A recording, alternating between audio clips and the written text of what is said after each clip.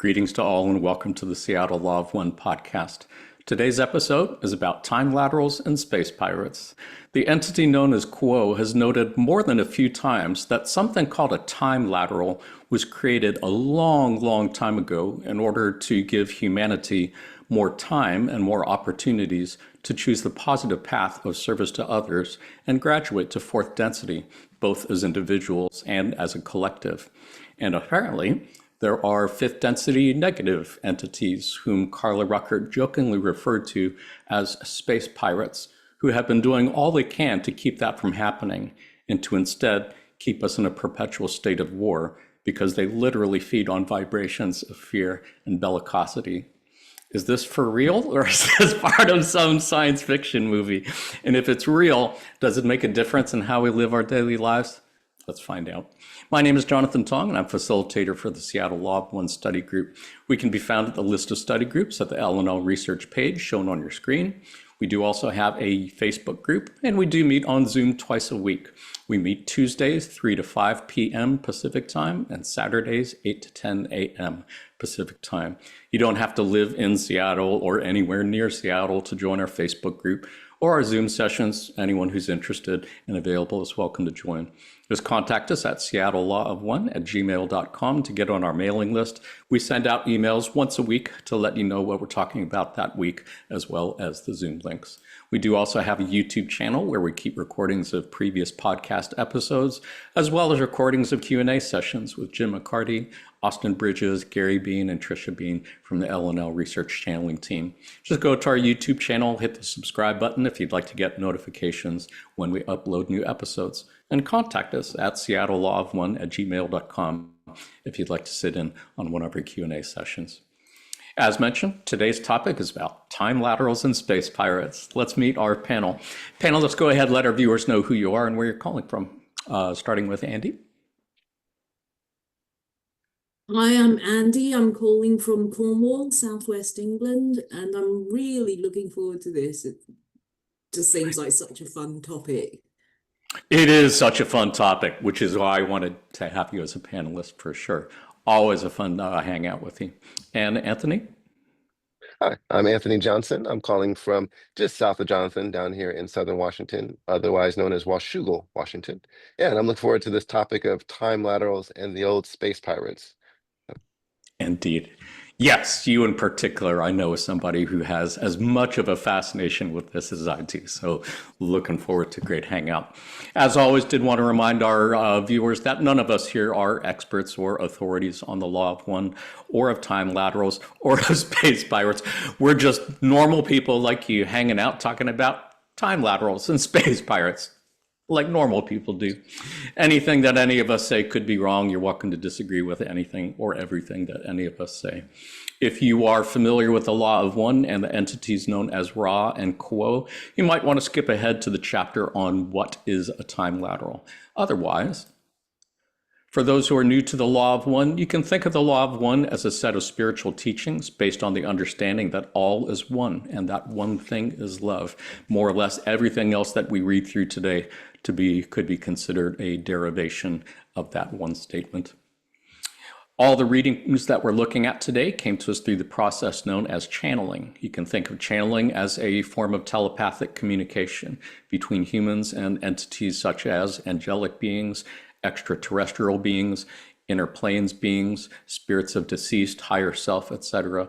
A channel basically serves as a mouthpiece for other entities to speak through. And in this case, those entities would appear to be of extraterrestrial origin. There are two types of channeling that have been developed by our friends at L&L Research.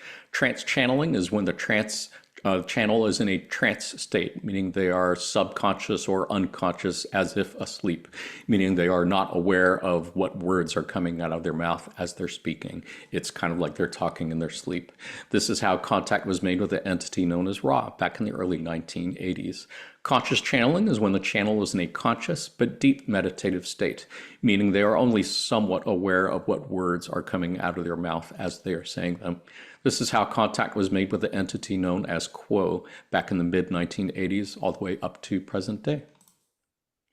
Who is Quo? You can think of Quo as a group entity made up of three social memory complexes: Ra at sixth density, Latwii at fifth density, Hatan at fourth density.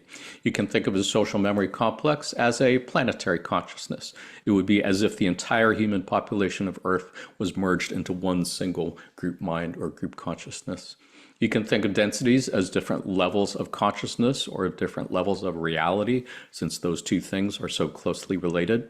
Imagine, if you will, that the elements of earth, fire, water, and air have some form of consciousness, as many indigenous peoples have been saying for a long time that they do. We would call that first density.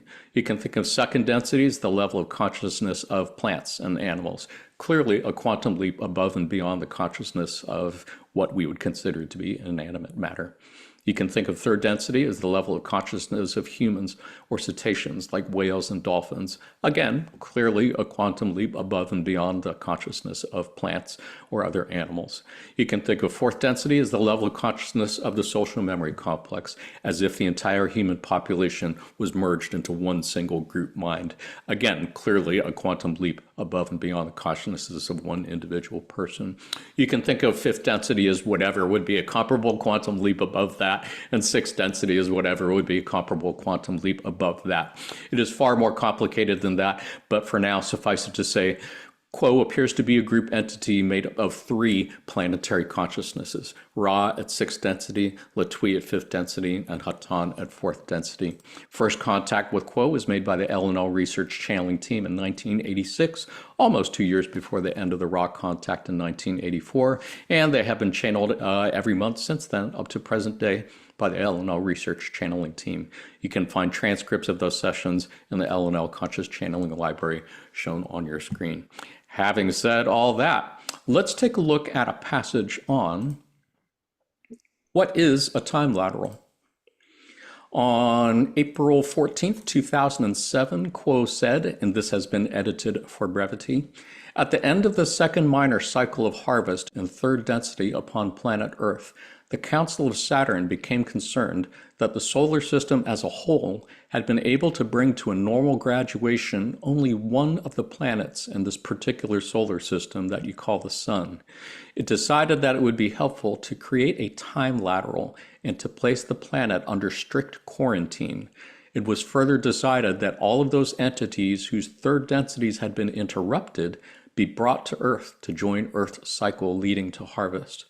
Accordingly, the metaphysical or time-space portion of your third density Earth was reconnected to the main track, shall we say, of the progression of time-space and space-time in such a way that it was as isolated and protected a hotbed or greenhouse for growing souls as could be devised. It is precisely as real as the main track, shall we say, of the progression of time-space. I think I lost my place. Earth was reconnected to the main track, shall we say, of the progression of time, space, and space-time in such a way that it was as isolated and protected a hotbed or greenhouse for growing souls as could be devised.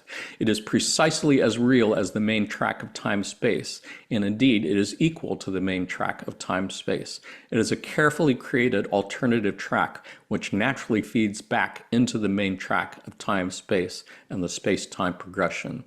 It was thought at one time to be probable that your Earth would, by the end of your 20th century, have found it necessary, in order to express the heaviness of the vibration of Earth, to destroy the Earth once again in terms of it being habitable for human life, as you call your third density species. However, the work of many groups such as this one has created the possibility of a strengthened and lengthened track in the time lateral so that the maximum number of entities may awaken and choose whether to serve others or to serve the self before the time of such choice has passed." There is so much to unpack from this passage. There was so much fascinating information in every sentence, every paragraph there. We could spend the whole rest of our 2 hours talking about it. But let's take a look at one bit at a time. Andy, did you have any thoughts, reflections on anything here? Yeah, it's like being held back a year at school, isn't it? And then not only that, like we've got to like go to remedial classes as well, and but then we're all in it together. So, like how's that relate to wanderers? Like are we here to help not that I identify as a wanderer, but you know, like I'm pretty sure you are. I don't think we would be having this conversation if you weren't. yeah, and it in a way it's really lovely, but in a way it's also like, well, you know, how I I I yeah, I guess it just seems like it's the only way then. I don't know.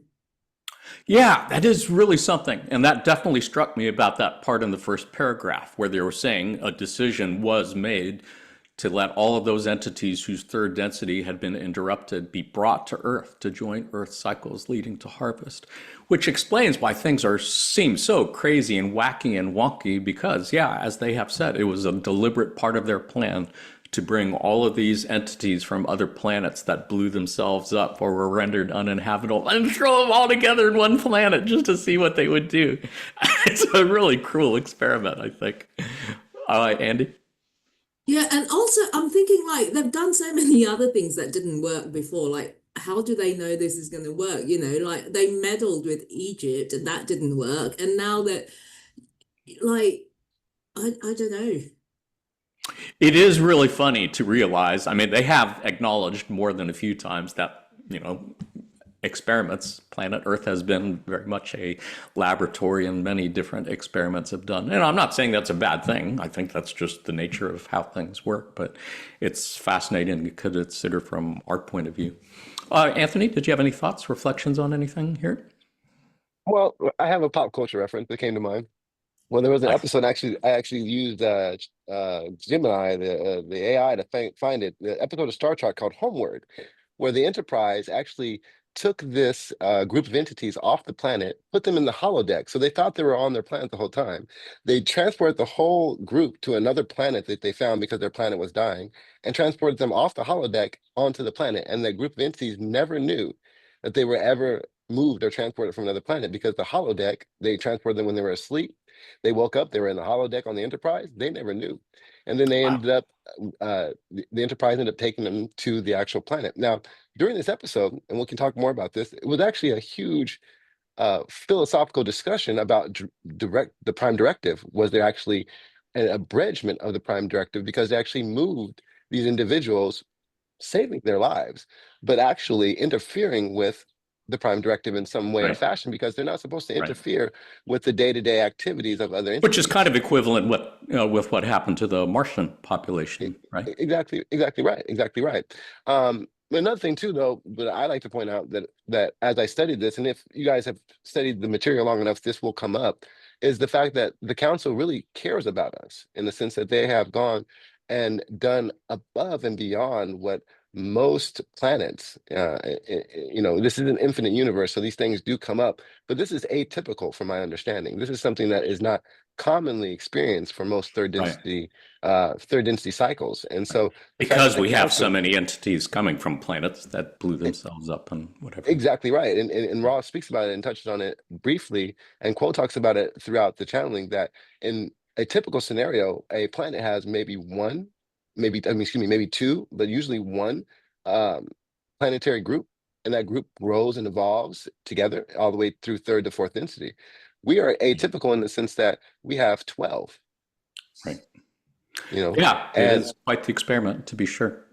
and the last I thing I think touch that's on, one of the things that struck me in the first paragraph also, because they were saying the Council of Saturn were concerned that they were only able to get one planet out of nine through graduation, presumably Venus, and that Venus, yeah.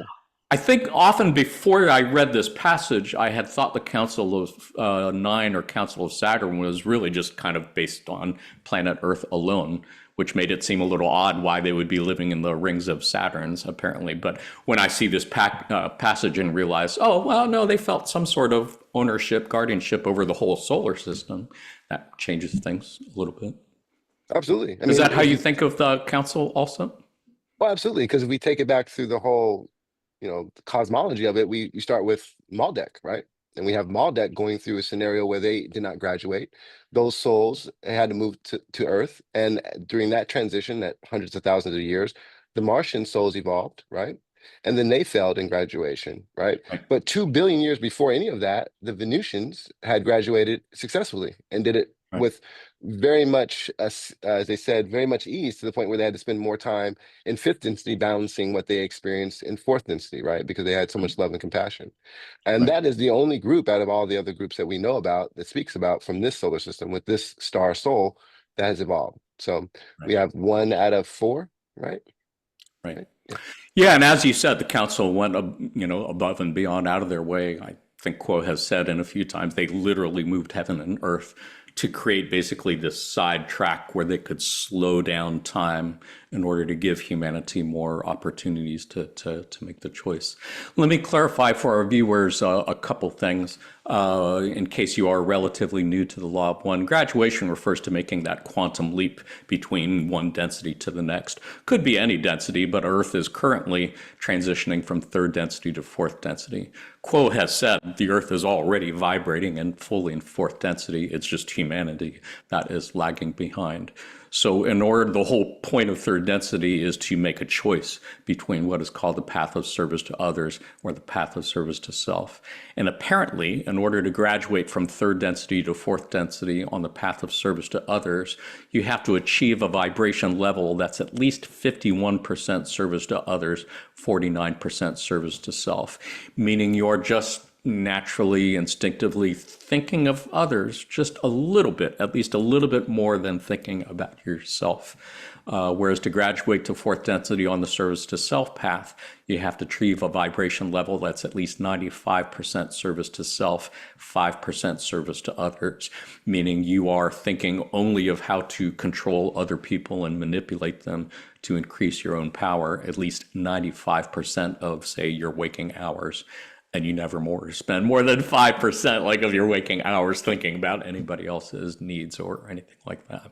So those are the two paths to graduation, as it were. And it would appear that the council had determined that, yeah, I had so many entities coming from planets that blew themselves up. The harvest was just not looking good. So they created this time lateral, as you can imagine, a sidetrack where, again, they just slowed down time in order to give humanity more time, more opportunities to make the choice of either path. They said you could choose either the path of service to others or service to self. Did you guys have any other thoughts on this passage before we take a look at a second one? Nope, I'm good.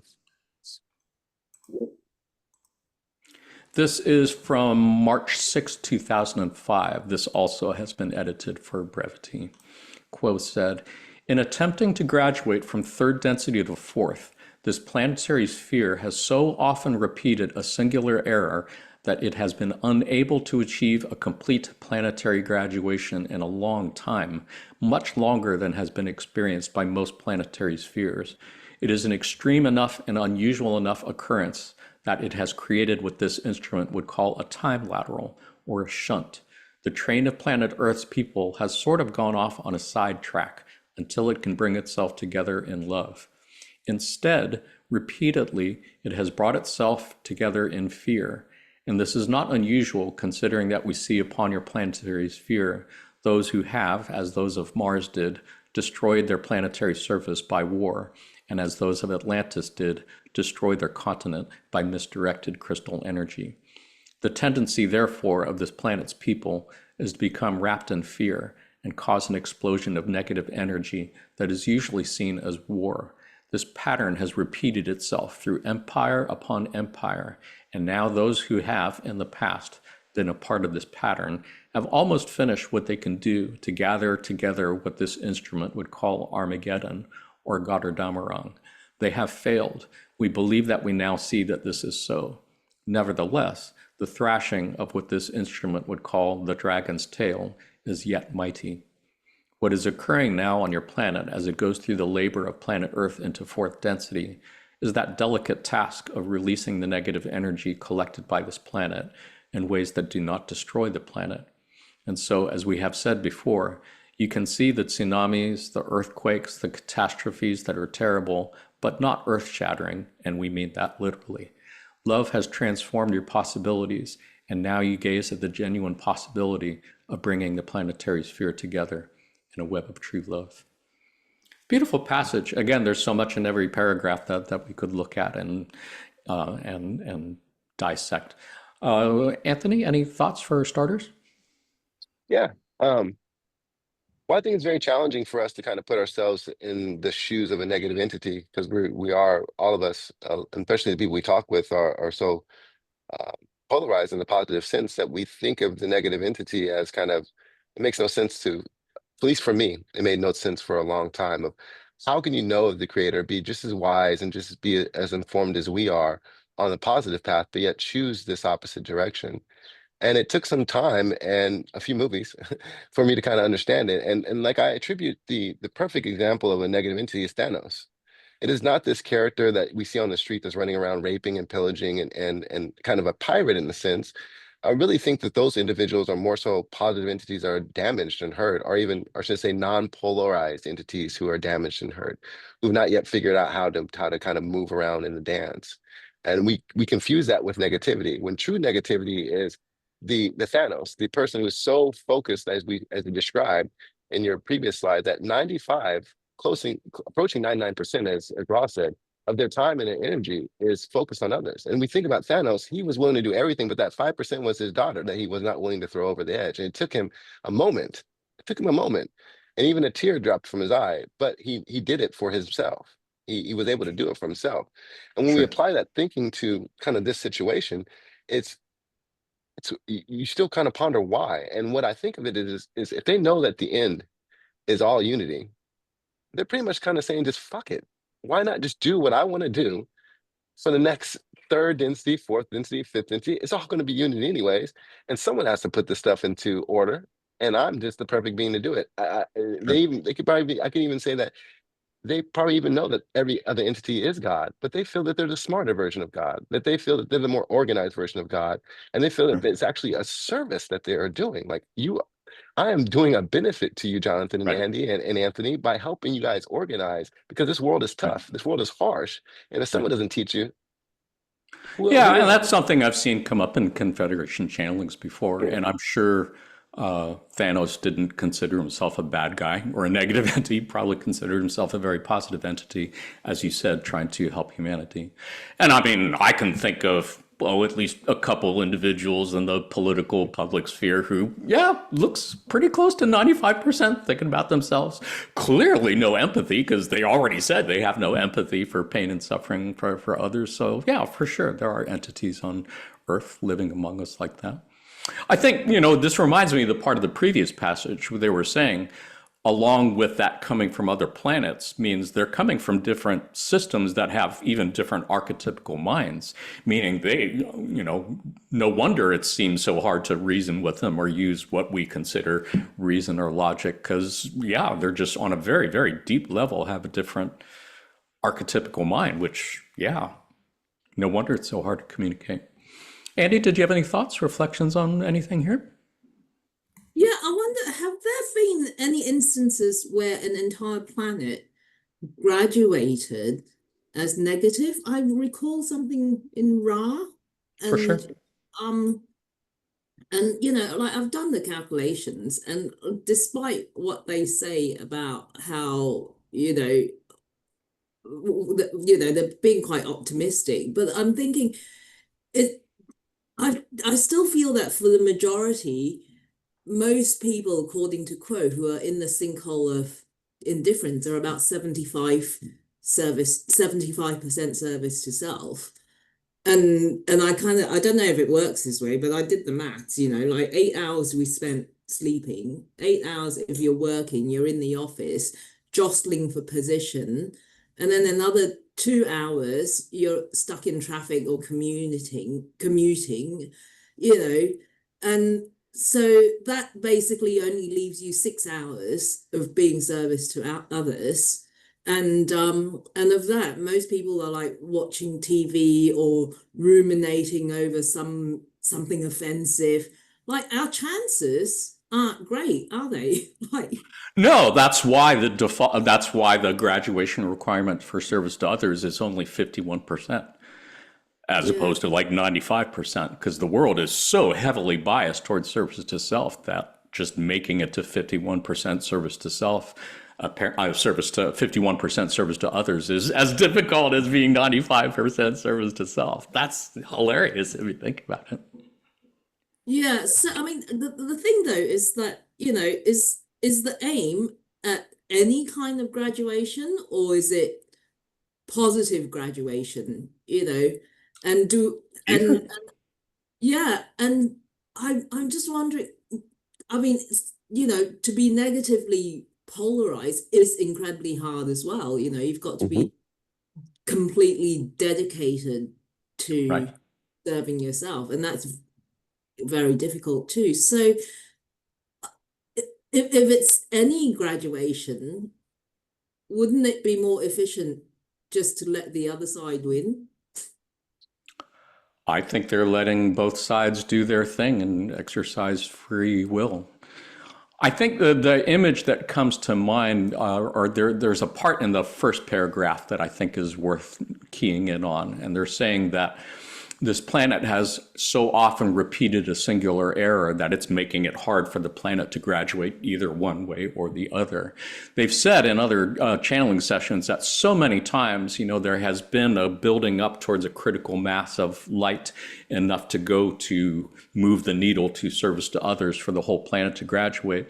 But the planet always ends up falling back in fear and getting caught up in karmic cycles of war, specifically because, again, it's happened so many times before on other planets. What strikes me most about this passage is the last line in the last paragraph, where they're saying, love has transformed your possibilities, and now you gaze at the genuine possibility of bringing the planetary sphere together in a web of true love. We've used this graphic before to illustrate this, and I think it might be helpful at this time. If you look at the little dial here with service to self on the left and service to others on the right, you can see as you go rightward or clockwise, the service to self level decreases and the service to others level increases. So the graduation requirement that they're saying is at least 51% service to others, 49% self. Just being willing to think of others at least a little bit more than yourself, versus the graduation requirement on service to self, which is 95% service to self, 5% service to others. And as one of you was saying, Quo said at one time that in their view, the default setting, as it were, for people is about, probably spend about 75% of your waking hours thinking about your own needs and wants and desires, and probably not more than 25%. But it's this whole area in between that they call the sinkhole of indifference. So there's so many possibilities for graduation. I think service to self entities realize they can't get the majority of humanity to choose service to self. Most people are really disposed more towards kindness to others and wanting to live in a world of love as opposed to fear and war. So they just figure if they can't get humanity to choose service to self, the least they can do is prevent us from choosing service to others. Or if it comes down to it, blow the whole fucking planet up again, because that's what they've done so many times before. But the idea that they're saying is we do almost have enough mass to get humanity to a critical mass of humanity to move that needle to choose service to others. It's a beautiful thing. And it is why we're all here, I think, to help. Did you have any thoughts on that, Anthony? Yeah. To expand on, because it's kind of, I think we're probably touch on it more too in later passages. The sinkhole of indifference is really the goal for them, to Right. get the planet stuck in the sinkhole of indifference. Right. What I postulate is that if I'm at fifth density, negative entity, and I'm approaching sixth density, I know that this end is near, that I either going to have to make a choice. Now I'm wise beyond wise, so I have no ignorance towards what the next step is. Now, if I decide through my own will that I enjoy this power, and I do know that I have an undesirable desire to move towards the creator, I have to have something of equal polarity or equal pull, right? To continue to have that energy and continue to have some type of, I guess, entertainment, right? So what better way to get together with your other high level fifth density entities and then to continue manipulating and controlling this planet Earth into the point where they all fall into the sinkhole of indifference, where unfortunately it becomes almost infinite for something. I feel they don't touch on it very much because there's a lot of fear involved in it, but it's something to the point where if we fall into the single of indifference, the amount of opportunity for us to get out of it is close to nil. It Right. almost has, we almost have to wait until the whole entire universe graduates, Right. and we're just kind Yeah, of we'll be pulled in getting to with it. that in another passage before I too figured we long. would be. Yeah. That's why I didn't want to dive too much into it. But that's the ultimate goal. That's why the end, the Right. zero sum goal for them is fine, because at the end, either they get the planet into the sinkhole of indifference, it perpetuates and continues their ability to feed off of it, kind of like the Matrix, or they graduate and go to sixth density and they have to switch polarities either way. So they're kind of in like a win-win situation for them, Yeah. unfortunately. It's a fascinating dynamic, and I think if one is able to look at what's happening on Earth from a distance, it's a beautiful interplay between positive and negative polarities. It's just when you're Yes. like right there at ground level in the middle of it, it's not so much fun. The tip of Andy, the did you spear is have not anything so to clean. add before we take a look at another passage?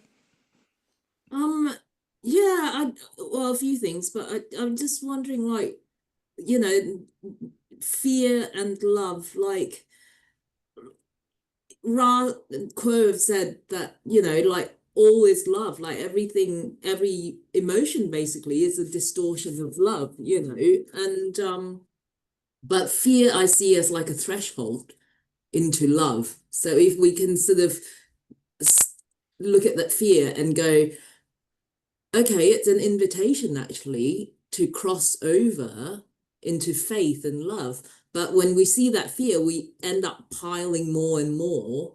And then that doorway is then blocked. But fear is also very clever. It can convince people that they're actually not fearful.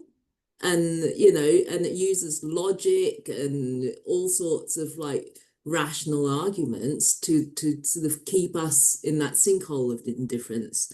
And For sure. and yeah, I really like what Anthony said. It's kind of like it's like when the government deliberately do not educate the youth so that they can stay in power. For sure. Yeah, I think it's fair to say the STS entities that generally control our political, economic, social systems, it's to their advantage to keep us asleep. That's really kind of the goal. And yeah, everything we see on TV, movies, media is just to entertain us and get us to eat and be happy, fat slaves, I think. And too exhausted, too tired from work to ever like think about anything spiritual, think anything more about this. Why don't we go ahead? I am being mindful of the time. It is really easy for time to slow down for the three of us here and get caught up in our own sinkhole discussions. So I did want to let folks know that we did have a podcast episode on Mars and Maldak. We did have a podcast episode on Atlantis. So since that is such, those are all really big, important parts of the history of humanity on Earth, I would encourage you to check out those episodes if you have not yet. Otherwise, why don't we go ahead, take a look at a couple passages on the entities that Carla jokingly referred to as space pirates. Who are the space pirates? On December 19th, 2005, Quo said, and this has also been edited for brevity, you have opportunistic entities of a negative polarity from fifth density who have discovered that there is a characteristic of this planet which is unusual and of which they may take advantage. They are busily doing that and have been doing so for some of your time. The situation about which we speak is this. As we have said before, the planetary population is made up not only of those entities who are native to your planet. For the most part, and for the great majority, your planetary population consists of those who have been imported from other failed third density planetary cycles. Many of those upon your planet, then, are those who have either destroyed their planet completely through acts of war using advanced technology, or are those who have, for one reason or another, been unable to finish out their normal cycles upon their native Earths. Therefore, you have adopted each other as a kind of mixed bag, shall we say, of many differing planetary origins. This means that you have the attempt to integrate many different subconscious or archetypical systems of looking at and structuring information. You do not have a homogeneous population. You have a population that has enormous difficulty in communicating because of the great variety of those groups, speaking in terms of their planetary origins among its tribe. Later on in the session, they say, for if entities such as your group are unable to clear the population of your planet from this lateral, there are ways in which the negatively oriented entities have every hope of keeping the time lateral viable. It would no longer be attached to the main track. That opportunity shall soon be closed. Nevertheless, those that believe that they are in the appropriate place for themselves could choose to remain not polarized, either positively or negatively, but simply as those who would remain on Earth, on third density Earth, as it reverts to late second density. These entities would no longer be enlivened by third density entities who have the power of free will that could make the choice of service to self or service to others. They would be instinctual, great ape type beings who look like you do because that is the genetic pool that now exists upon planet Earth. However, these entities would be slaves of a kind that spent their lives living a life much as you experience it, a life without a good deal of variety, a life that is not concerned with coming into harmony as a planetary system, but is only concerned with the tribe of its family and its clan, with protecting the resources of that family and clan, and with defending that family and clan. What the fifth density entities, which you may call, as this instrument has jokingly done, space pirates, have in mind is simply have a continuing feast harvest of food, that food being fear. You may see the creation of an atmosphere of fear in your governmental systems in your present culture. There is in progress a desperate gamble on the part of negative entities, as we had mentioned before, to attempt to hijack the time lateral. Getting information more globally available is the best means of creating balance to the situation, which makes it impossible for this gamble to work. The best help the negative entities have, however, is not negative entities as much as it is the deep sleep of those who are unawakened at this time. It is to the interest of the negative entities that sleep be continued as untroubled and peaceful as possible. Yeah, so many of these things we've already kind of touched on already, but I think it really fascinating, this idea that their idea is to hijack the time lateral and prevent it from reconnecting to the main track and let it just get stuck in what we kind of described as a sinkhole of indifference, or we're just caught in these perpetual cycles of war and reverting to the tribal instincts of our planet, of our great ape ancestors, and just providing a feast of food and the vibrations of fear.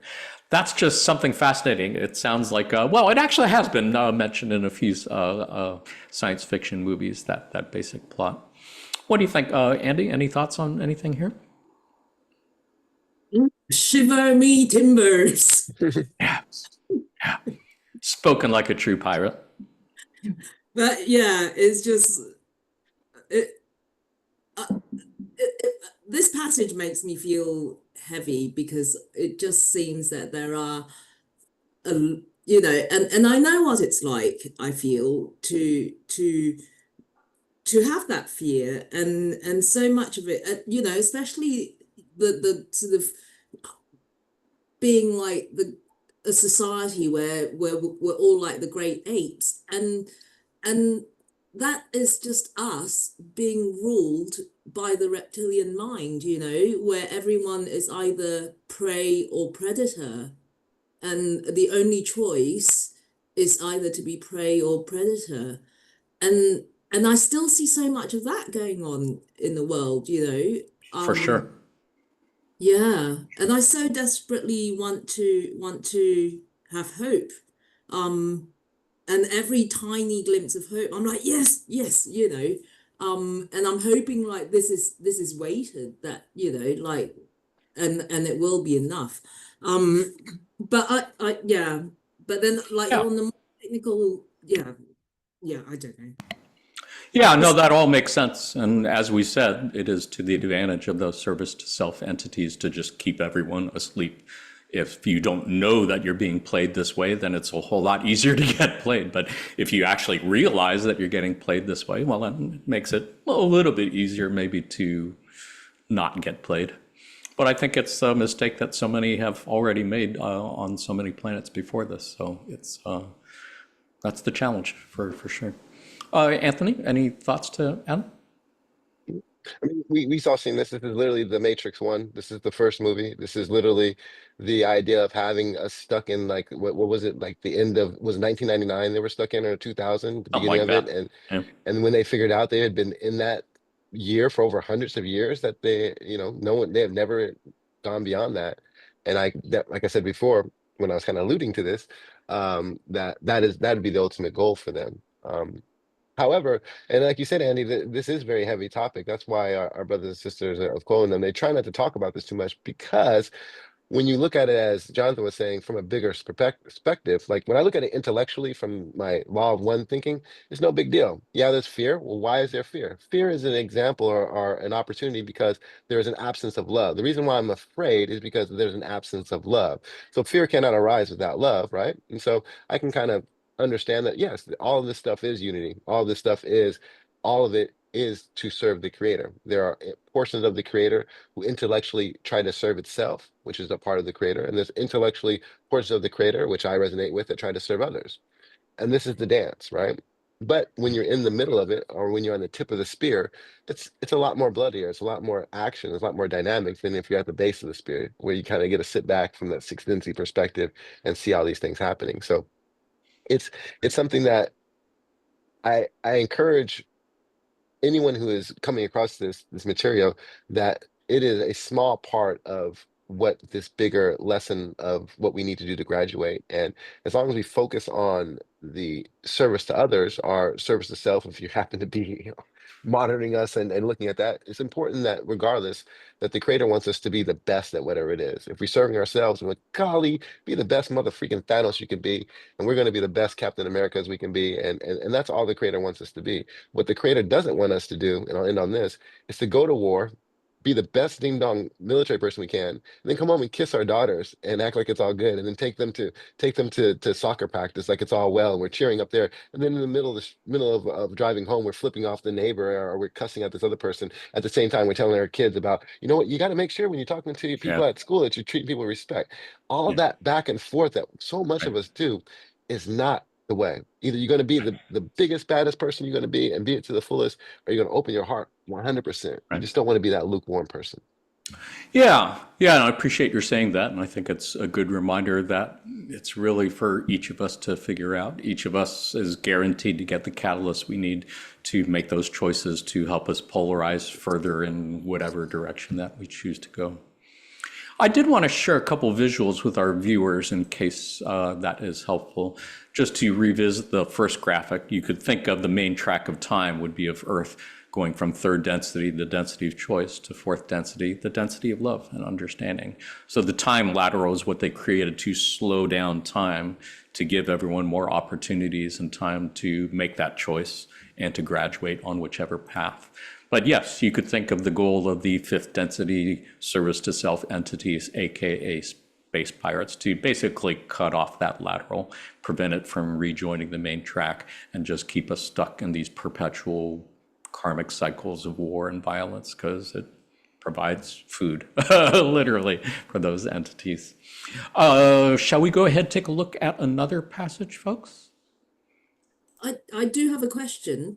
Yeah. Actually. Do service to self entities in higher densities, are they fearful too? Anthony's nodding his head. Why don't you go ahead? What do you think, Anthony?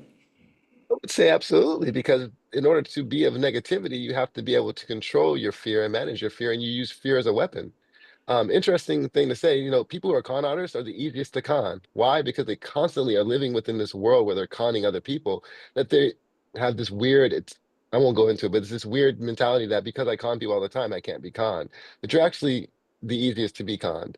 Look into it. I encourage you to. But that's the kind of way I get that logic from. Because they live in a place where they have to manipulate and use fear all the time, that they are susceptible to that as well, just like I we are. would think so. I would think so. I would think because it's inherently hierarchical in structure, you're always at risk of being challenged and conquered by somebody else, constantly living in fear of being killed, possibly, or used in control. I would think of it as like organized crime. It would be like being an organized crime family. You can't trust anybody, and you never know who's going to betray you at any turn. Exactly right. So control obviously is part of it. So like Anthony was saying, you're afraid, but it's all about controlling your fear, for sure. Any other thoughts, questions? I always appreciate the questions, Andy. I hope you will always feel free to ask questions. Any other thoughts, questions before we look at another passage? All right. This is from April 14th, 2007, and Quo said, "The outcome which those of negative polarity in higher densities would like to have occur upon planet Earth is that the majority of entities upon planet Earth decide that they are only safe and in proper spiritual alignment if they can live in fear and continuously find enemies to fight in order to express the feelings of winning the day and controlling what is seen as available sources of power. And we mean this not only physically, but also metaphysically. If a planetary social complex became involved in what you call a knot of fear, then they might voluntarily choose not to rejoin the main track. This would mean that this particular planet would be locked in a permanent third density cycle without the third density energy needed to progress. This would make this planet a slave planet in which entities fought and suffered endlessly and created food for the fifth density entities who have long eyed this planet with greed and the hope of conquest. Again, we cannot know the outcome of that which is completely at your free will. We can only tell you that the probability-possibility vortices have greatly opened in a favorable way within the past generation or half-century of this planet's history. Things look hopeful, shall we say, that the rapidly increasing awareness of the need to choose a better way than strife for relating to one's fellow beings is needed. And as this realization spreads, and as the hunger for true peace, union, and love among all people grows, there is a very likely to be a positive outcome at the end of this time lateral." Such a beautiful passage, and I think it's that not of fear thing in the second paragraph that's catching my attention most, because that's how they describe what happened to the third density population of Maldek after they blew up their planet, which became what we now call the asteroid belt. They were caught in this knot of fear, and I think that again is just part of the karmic DNA, karmic history of this planet's population to figure out ways to escape that knot of fear, that sinkhole. Anthony, any thoughts on anything here? Yeah, I acquaint, or I use the analogy like the knot of fear, like like in movies, the zombie apocalypse, right? And there's always that scene in the zombie apocalypse where the colleague or the associate is running towards the door, and let's say it's you. You're inside this safe space, and the guy is running towards you, or the girl's running to you, and behind them is a flock of zombies. Do you slam the door and ignore your friend, let your friend die, and now you're safe? Fear is gone and you're safe? Or do you hold the door open to the very last moment to save your friend, even know that you might die, right? And how many people do we know right now, if we ask that question, would be like, bro, I'm slamming that fucking door. I'm running in the back, right? And how many people do we know would say, bro, I'm opening that door. I'm gonna die with my friend, or I'm gonna save my friend, or I'm gonna lose an Yeah. arm or something, right? And Yeah. I would challenge that the majority of people, and I think the common answer, the appropriate answer would be to slam the door, right? Because that's how society teaches us to save ourselves. Our buddy should have been still pulled himself out of bootstraps and got himself in the door. I found this spot and I'm safe. And so I think that's kind of where we are as a society. When we have the majority of the people that we talk to say, from their heart, really say, "Man, I hold that door open," right? There are Then maybe so we'll many be a little bit. different ways to demonstrate service to others. I mean, Oh, yeah. that's obviously a great example from pop culture, but yeah, I mean, there's ways that we run into every day of our lives that gives that chance to be kind and thoughtful of others before ourselves. It's really about thinking of others before yourself, I think. Andy, anything to add? Yeah, I'm gonna hold you to that quote, It's I like got you. positive outcome. I want numbers. When the zombie apocalypse happens, yeah, you better hold that If fucking there door open. were a zombie, there'd be no door for me. I'd be like, fuck it, just take me now. I won't be the first to go. I can't be asked, like, fighting. I'm too tired. You know. Um, yeah, I'm not quite sure that the we live in an illusion, and there's having worked in the international aid sector and having worked amongst, you know, like in like macroeconomists, which is my background with like elites who are planning the world economy and stuff like that. I feel that a lot of what seems like service to others and service to self isn't always so clear cut. And it's also, people like our logical minds have a way of convincing us that what we're doing is for others when it's not the other way. Like, and I've seen cases, I think I've mentioned this before, mothers who, supposedly we give unconditional love. But I've seen so many mothers harm their children by absolutely doing everything for their child. And it results in their child being dependent, lacking in, any kind of like decision making capabilities, having no skills for the world, and what Like you said, sometimes it's hard to tell what's service to self and what's service exactly. to others. And what I've realized in these cases, these mothers aren't serving their children, they're serving their own need to Right. feel okay. They're serving their fear. Right. Yeah. And again, it's just a reminder that every one of us is living our own little TV show, our own little movie, and each of us is getting exactly the catalyst that we need to help us learn how to make those choices between what we see as service to others and service to self in our own lives. If you guys don't mind, I wanted to take a close look at the second paragraph where they're saying, if a planetary social complex became involved in what you could call a knot of fear, then they might voluntarily choose not to rejoin the main track. That's something that we're going to come back to before. But yeah, I think this idea of choice in the matter is super important.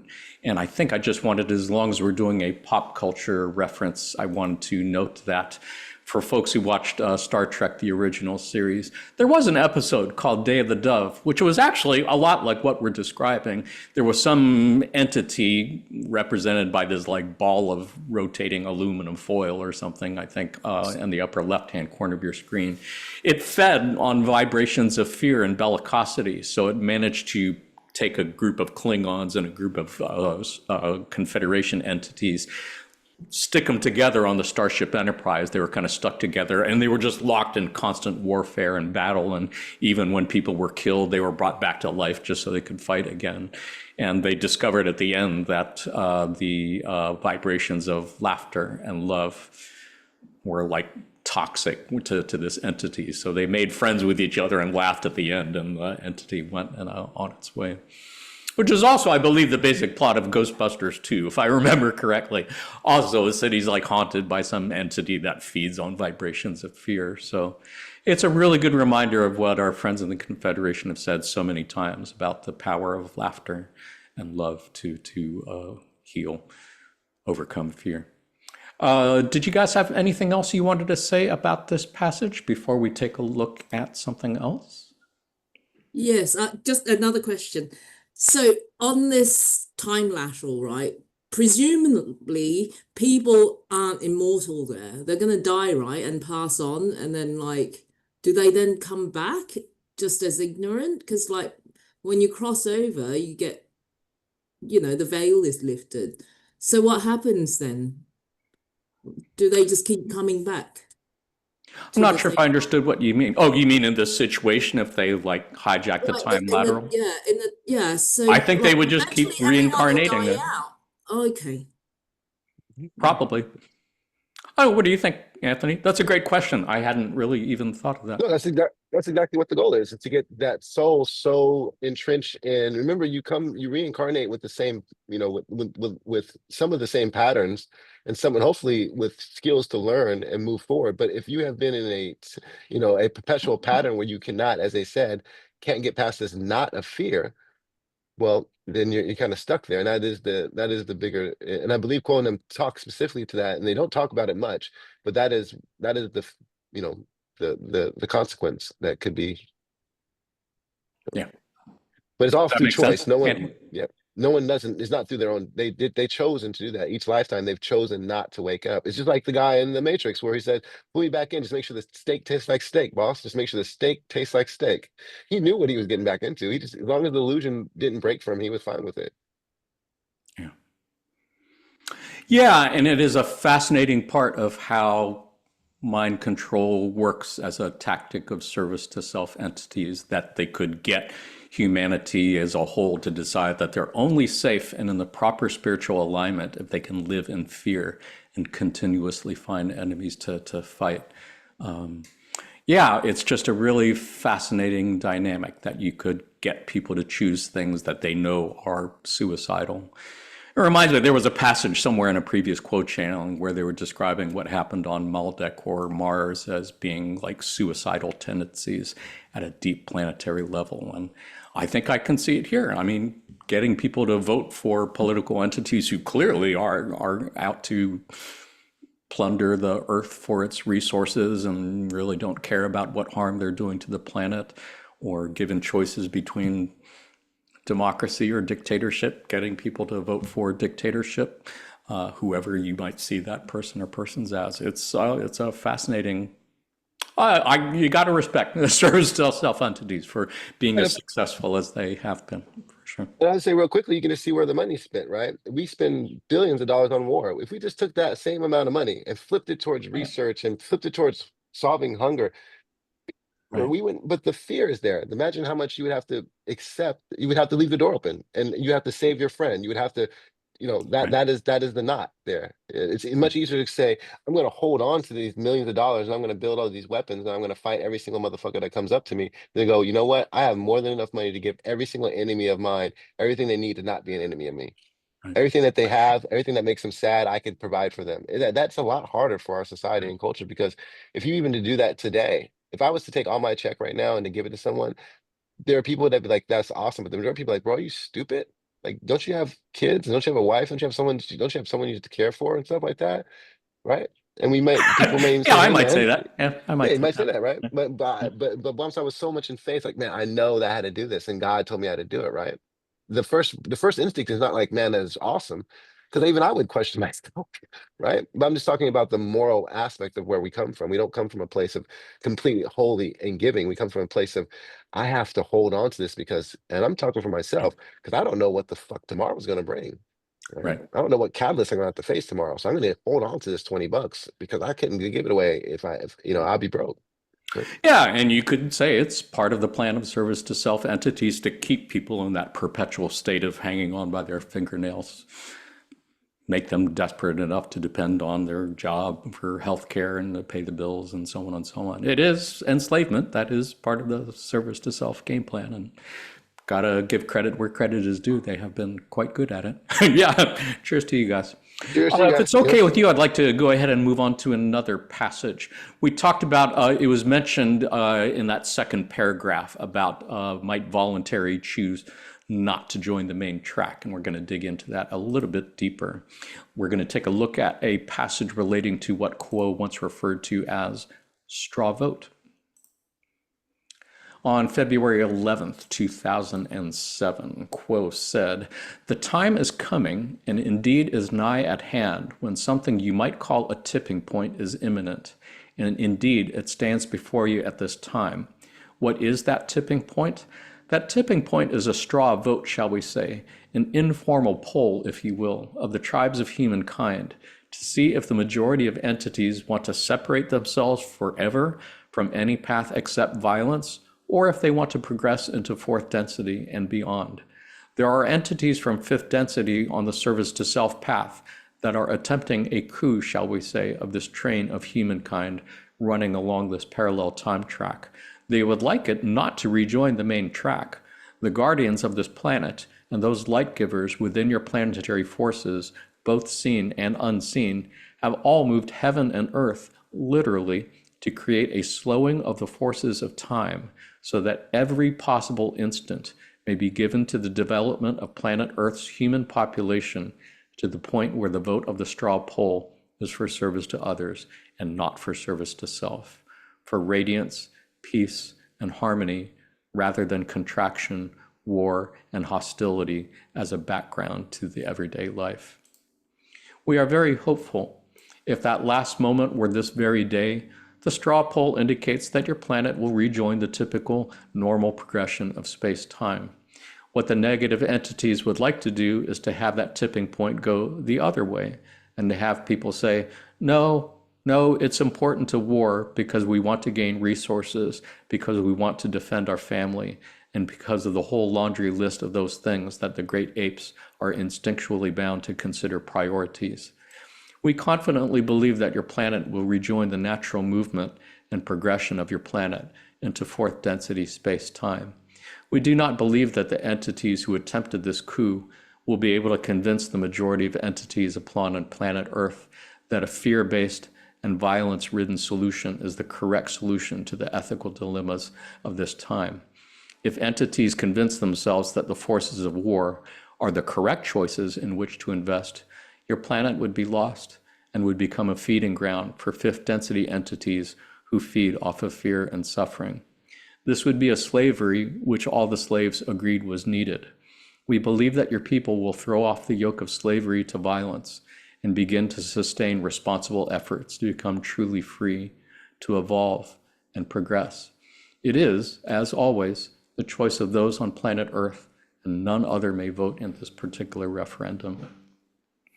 Fascinating passage. And again, this concept, I believe this is the only session where they really did talk about this straw vote particularly, but it's really fascinating to consider. And again, it just reminds me that the whole point of third density is third density is called the density of choice, because the whole point of it is to choose between the paths of service to self or service to others, and then commit to it as much as you can.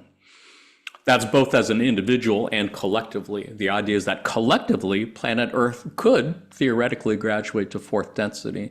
It doesn't mean that every soul incarnated Earth would graduate to fourth density. If one was not polarized enough, one would still have to repeat third density on some other planet. But they said if a critical mass, and it could be a relatively small percent, can move that needle to service to others, agree on service to others, then the planet as a whole can graduate and become a fourth density social service to others, social memory complex, which is a beautiful prospect, and I assume why all of us are here to help out in our ways, however we can. Andy, any thoughts on anything here? Oh, so many questions. Like, is this straw poll, how is it conducted? And what is the winning majority? How does one vote? Do you vote by polarizing service to others, service to self, or is simply The sense I get is that on some level, every soul is given a choice. Do you want humanity to be a service to others, social memory complex, or service to self complex? Do you yourself want to follow the service to others path or service to self? I mean, I don't know if it's done with pencil and paper or scantrons or whatever the spiritual equivalent of that is, but I'm getting the sense that it's being put forth as a question. Yeah, but I mean, the individual voting itself, like, in order to vote, is just having the desire. Let's say you're 60% service to others. No, 60% service to self, which isn't enough, right? You're still in the Right. sinkhole of indifference. Does Right. having the desire qualify as a vote, or do you actually have to polarize? Yeah, that's a great question. I don't know. And That's above my pay grade. Any thoughts on that, Anthony? Intention. I think intention is how we judge. I think it would be based on the intention of the individual. And then they've always said that our violet ray is an indication of all of the combinations of the energy centers. So I wouldn't be surprised if they have some way to look at everyone's violet ray output and see what the spectrum, the intensity, and the whatever voting way they would look at it. But we make the choice, or we answer the poll every moment. Every moment we receive catalysts, every moment as we're on this call, we have a choice to respond. Are we responding truly from our heart? Are we trying to respond with some type of cool pop culture thing that makes people go, hey, that guy Anthony's pretty cool, right? Or are we trying to do something that says, hey, we're trying to put this together in a way that makes people really understand it? Maybe this pop culture thing makes it more palatable, right? What's the intention behind what we're saying, what we're doing? You know, and that's something that, like Ross said, to be on the spiritual path requires the utmost honesty with yourself. And that really requires you to sit down and really ask yourself, what was my intention there? Am I monitoring my intentions? Am I looking to them and seeing where For they're at? sure. And people who are doing that, they're going to be a little bit more probably polarized in one area or another because they're consciously doing that than people who are not. For sure.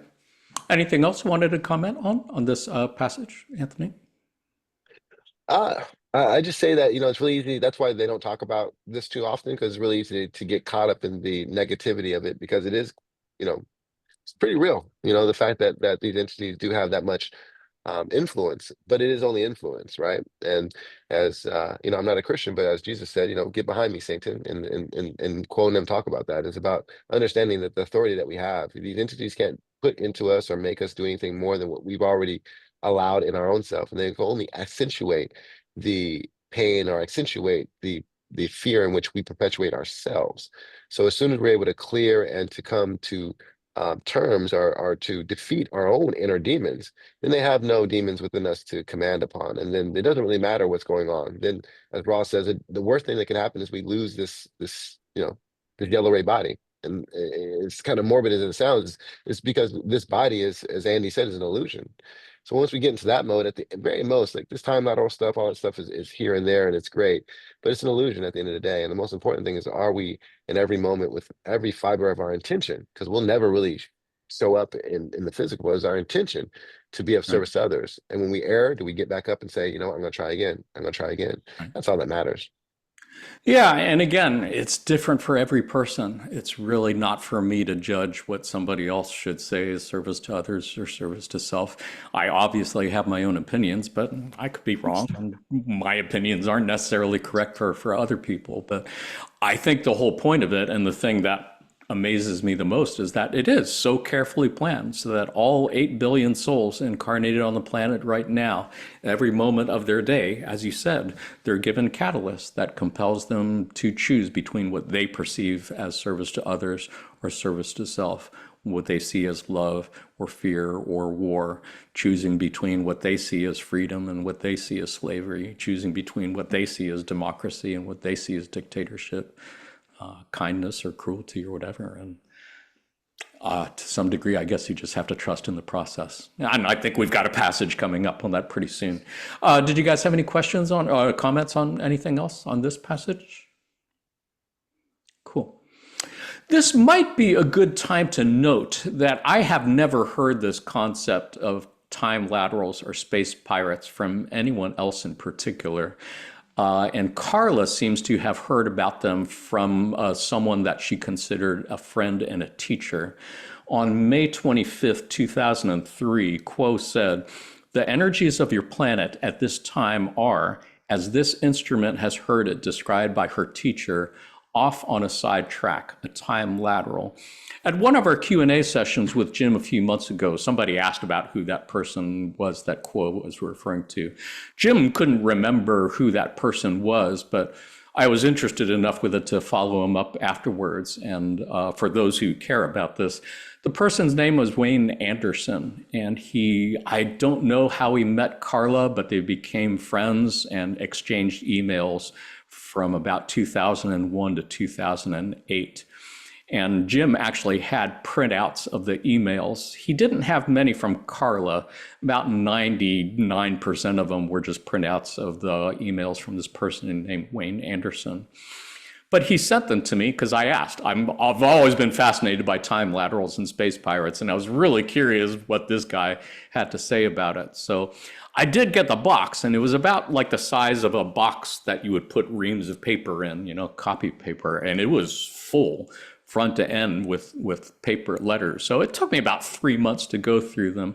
And some of those emails were long. Some of them were like 30 to 40 pages. A lot of them were like 80 to 100 pages long. But the surprising thing to me was there really weren't that many references to time laterals or space pirates. The terms did come up on more than a few occasions, but he rarely said anything more than a paragraph about them. Never really went into any kind of details that I've seen in these channeling sessions. I think 95+% of what he talked about was like politics and Carla's health. He talked a lot about world politics, talked a lot about US politics, talked about California politics, because I think he lived there, and had a lot of criticisms of those who would be considered to be conservative, say Republican politicians. He himself was clearly coming from a place of the political left, and I think he seemed knowledgeable enough that Carla regarded him as a teacher. But again, yeah, I did not really see much of anything in there in the email. So it seems like at least 95% of what we've got from these sessions on time laterals and space pirates is apparently channelings from Quill, which I found super fascinating. Did you guys have thoughts on any of that? I No, can't just tell you kudos to much you. more than I have told you, but I thought you might be interested in that, or our No, viewers. just kudos to you for doing the research, because I've always wondered who that individual was. But yeah, yeah. I was super disappointed. I was really hoping, expecting to see some really cool stuff in there. And I was just surprised as I went through further and further. It's like I said, maybe one paragraph, sometimes a couple paragraphs, but nothing with any kind of specificity that we see here in the channel sessions. And Carla apparently never asked him about it because he never seemed to be responding to any questions from her about it. So there you go. Otherwise, yeah, if it's okay with you, why don't we take a look at one more passage where Quo offers some words of encouragement. On February 19th, 2005, Quo said, "We realize that gazing at this situation, there is the possibility of creating within oneself an easy and seductive anger, or even rage. We would encourage each of you to take this entire situation lightly, to let it slide off your back. This is not a burden for you to pick up. This is not something for which you can be responsible or over which you have any control. What you have in terms of your ability to serve at this time is primarily your own deepening awareness of what it is to choose, what it is to choose so deeply that the rest of your life becomes a joy, what it is to choose so completely that there is no longer the need to spend time questioning whether faith is the answer, whether service the answer, or whether one particular kind of service is better than another, and so forth. When the choice of service to others has been absolute, there is a knowing that comes. It is a knowing that transcends planning. It is a knowing that includes the awareness that you really do not have control over anything but your own desires, your own will, and your own persistence. We ask you who wish to serve at this time to look at your own self-awareness and self-knowledge, and to be aware and trust completely in the fact that you are a part of a web of love." Cannot emphasize enough that every reading passage we had came through the process of channeling, and the person who was saying this was like barely aware of what words were coming out of their mouth as they were speaking them. But yeah, I really love the encouragement to not take responsibility for things you don't have control of, and the time lateral and space pirates, you don't have any control over that. So I find it very reassuring to be told, yeah, you don't really need to worry about this.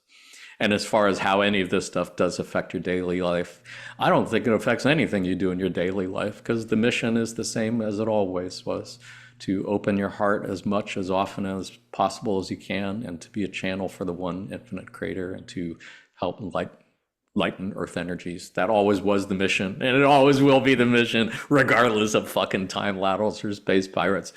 Anthony, any thoughts, reflections? Yeah, I tell you what, man, I look forward to having the choice to be so deeply that the rest of my life becomes joy.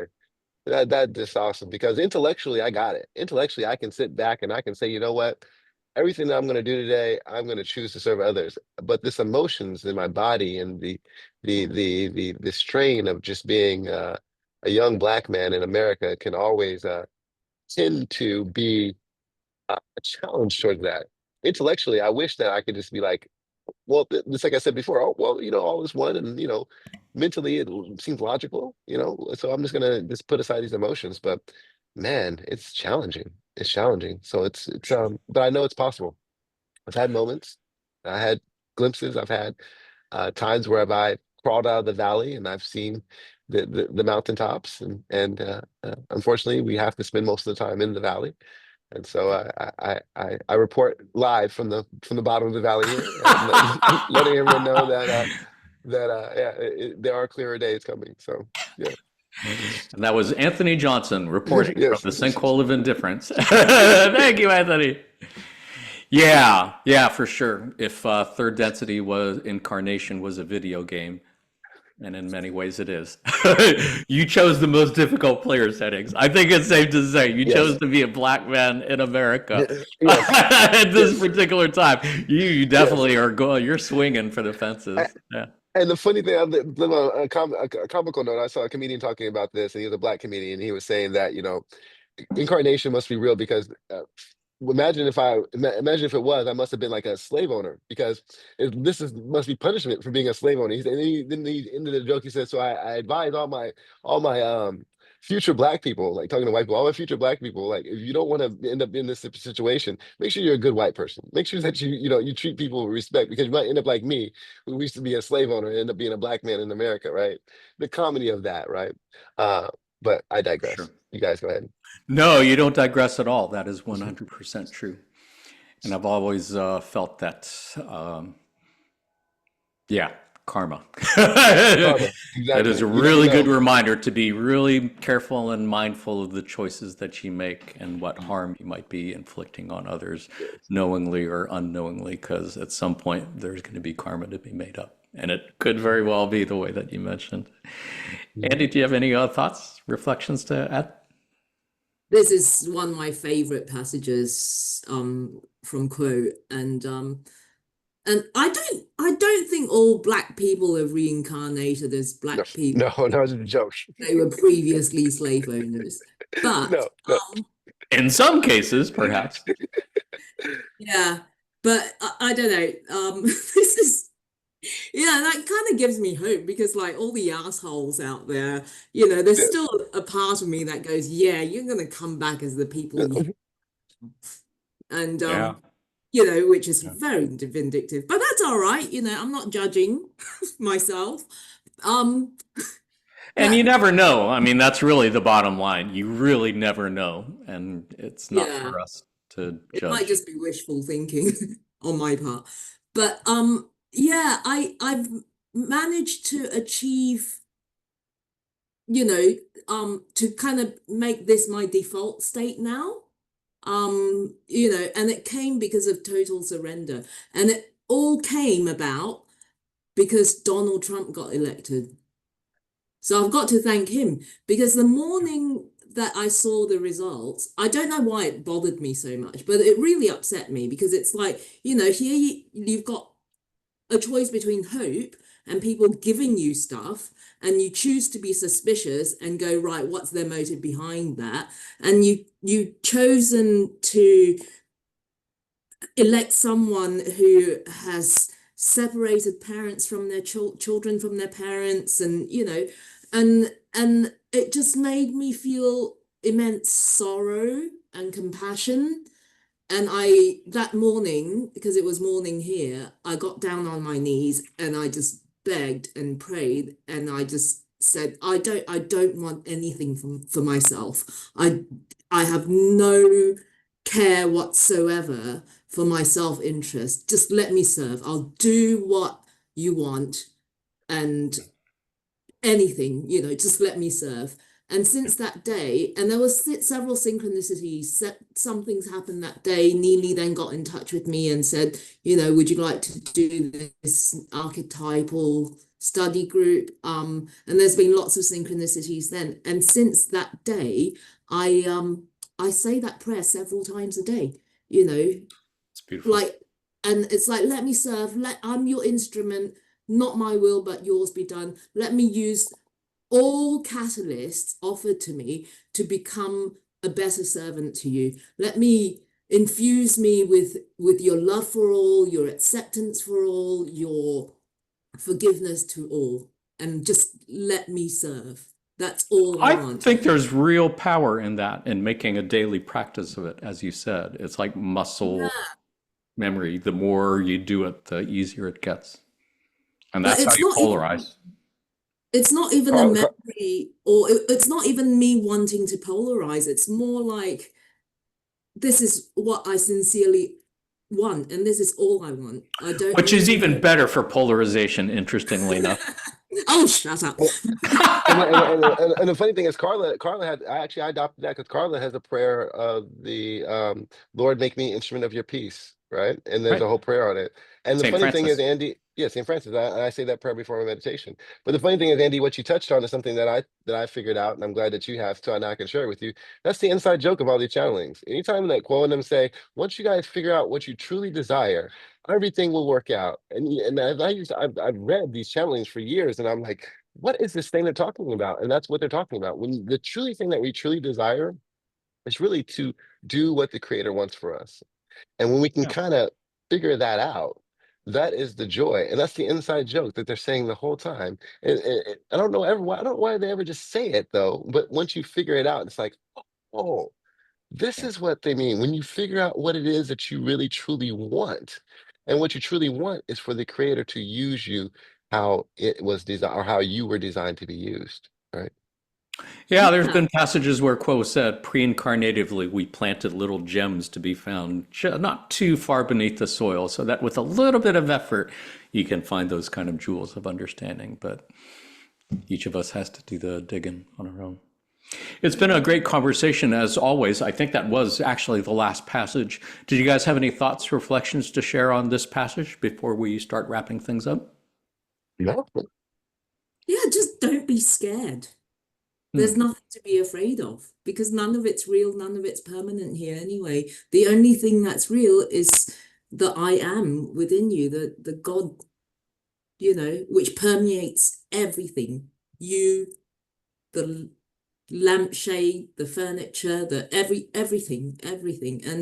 And since I've made that, I mean, I've heard about other people, read about other people doing that surrender, and I knew that's what I wanted, but I didn't actually get to that stage of sincerely wanting it until this thing that seemed so devastating to me happened. And then it's been so liberating. I've not had to worry about anything. I've not, like things just fall into place for me now. It's beautiful. Yeah, yeah, and I think that is a great segue into our conclusion here. Where do we go from here? Aside from what Andy just said, what other takeaway lessons do we have from our conversations today? I can think of four. If you can remember that a time lateral is basically a sidetrack of slowed down time in order to help more graduate. If anybody asks you what a time lateral is, that's what I would say it is. As far as who space pirates are, they are fifth density negative service to self entities that literally feed on vibrations of fear and bellicosity. So the more you are afraid, the more you are warlike and antagonistic, the more you're giving food for them. And that there is apparently a straw vote that has nothing to do with elections and political systems or anything like that. It's a metaphysical election in time space. It's a straw vote just to see how many can choose the path of service to others or service to self. But you do get to choose, and nobody can influence your choice. It is up to you. But choose between those two. And lastly, don't worry about what you can't control. Just do the same thing that these beautiful folks have been saying for the last couple hours. Just be who you are on the deepest level and do what you came here to do. Anthony, any takeaway lessons of your own you'd like to add? Any last thoughts, reflections? I think you covered it all. I mean, the most important thing is what number four, and kind of circles back on what Andy says, is fear is you don't want to give in to fear. When I was bullied as a kid, I believe it or not, I used to get bullied all the time. When I figured out to not be afraid and to actually start to laugh at the bully and to truly be entertained by these jokes, these insults that we're saying, and really find joy in it, I wasn't a mark anymore. It wasn't as fun anymore when Anthony laughed at his own insults and he actually truly enjoyed it. It takes the power out of it. There's no more fear in it, right? So I'd encourage everyone to move in love and to realize that anytime you are experiencing fear, it's simply just the realization that you're not focused on love. So just change the focus. It's there. You're just not focused on it. So beautifully said. Thank you for sharing. Andy, any takeaway lessons of your own you'd like to add? Last thoughts, Um, reflections on this? Yeah, I want to share about fear and anger and the so-called negative emotions.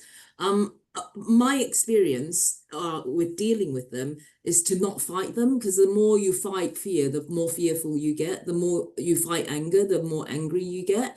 And what's really worked for me when I have these feelings is to realize that the space pirates are feeding off this emotion and go, oh, hello, bon appetit, enjoy the meal, and then they disappear and the fear goes because you're not so delicious to them anymore. Indeed. Yeah, beautifully said. Really appreciate it. As always, it's been a great conversation, and it's always been fun hanging out with you guys. Cannot think of two people I would rather have this conversation with you. But we are not done yet, because we do have one more thing, and that, of course, is the pop quiz.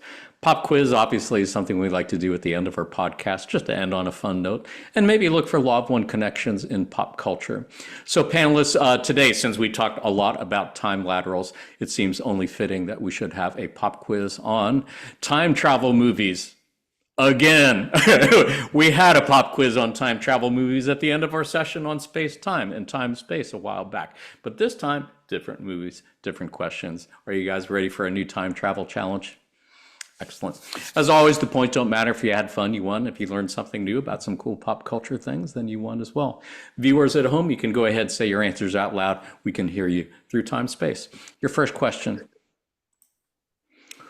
Who was originally cast as Marty McFly before Michael J. Fox in the first Back to the Future movie?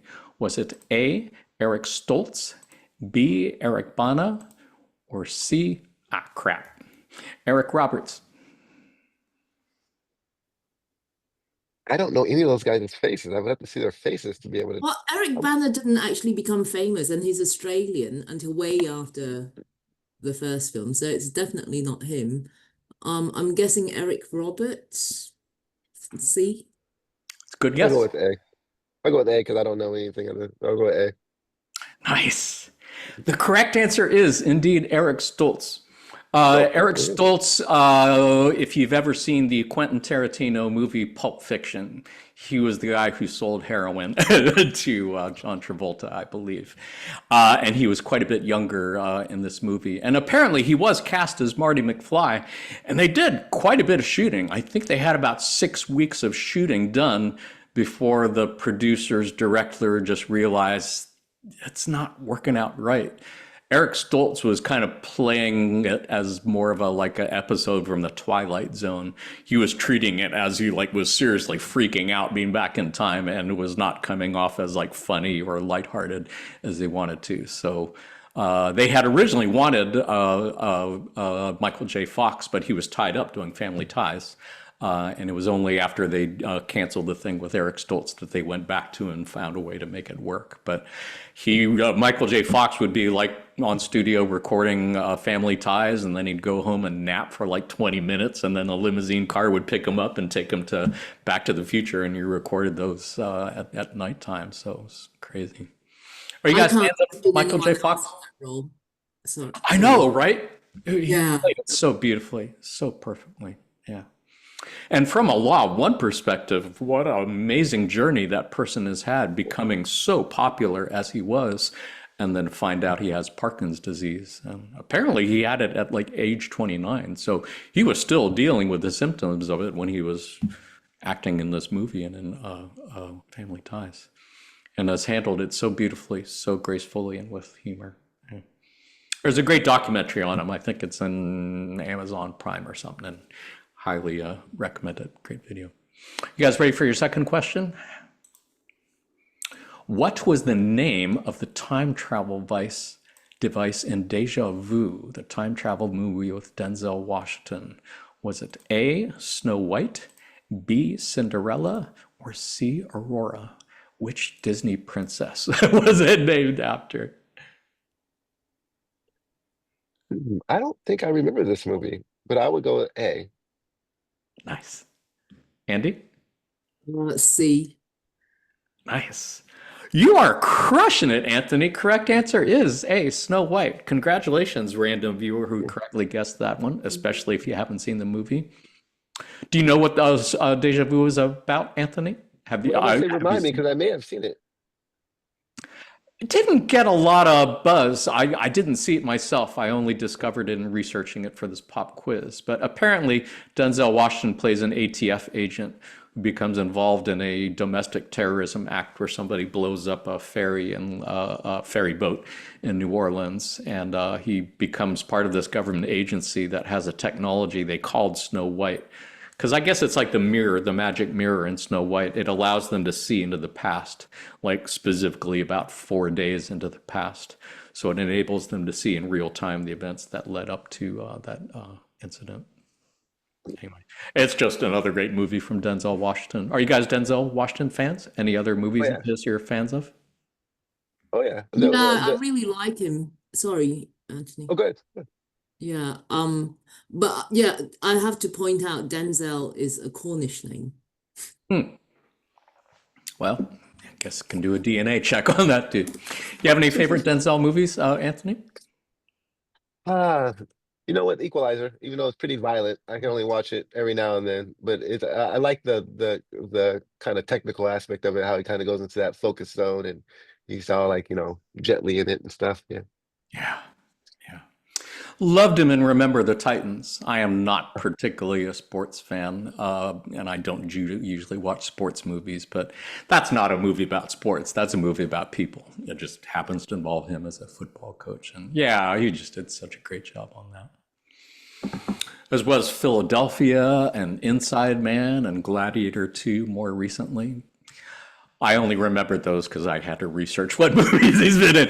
I wouldn't have been able to remember him on the spot, but I do respect him a lot as a person and as an actor. So those movies are great.